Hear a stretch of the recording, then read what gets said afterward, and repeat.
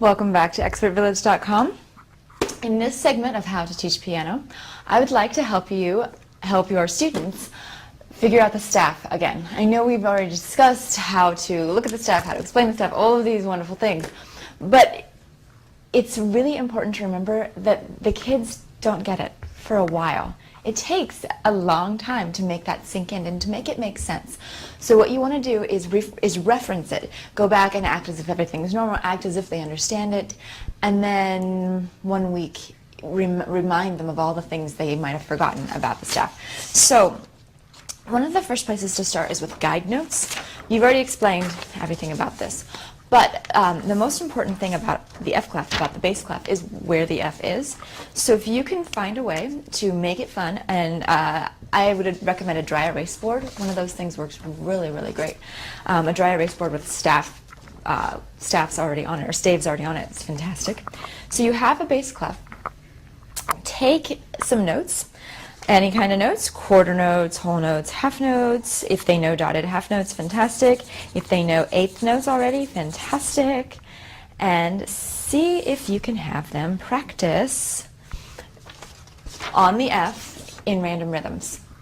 I'm also, just these two things I noticed, you would notice I didn't do them in time. This has nothing to do with time signatures. This really has nothing to do with making the music sound like music, which happens always, as we know.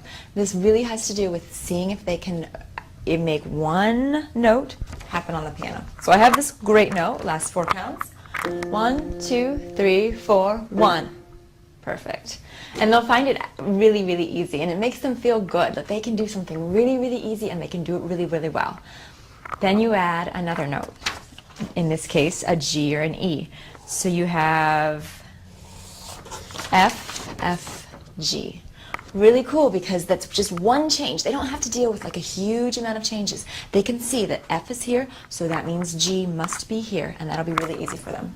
1, 2, 3, 4, 1, 1, 2, off. Cool. This is all wonderful for them so far. And again, you're like reinforcing that they can do something really, really right, really well. This is also a great place to put in different fingerings. As we had just talked about putting their hands in C position, it's great, but it can lead to danger, it can lead to association. So have them try this with all sorts of fingers. The same thing applies in the G clef, in the treble clef. You can have them, obviously, start on G. This is also a great place for them to compose. They can make up the notes. Do you want a half note? Do you want a whole note? Do you want it to make it last for 4 counts?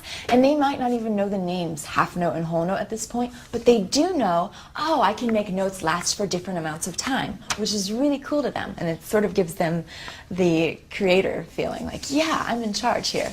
So start with G, and then grow to other notes. Grow to either the A right above it or the F right below it.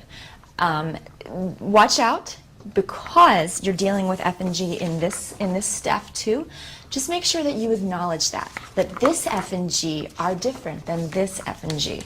They are different on the piano. They sound different. Here's this G on the treble clef. Here's this G on the bass clef. Make sure you acknowledge that, because that might be something that they're tripping up in their head, and they won't tell you. The child won't say, I don't get it because you said G here.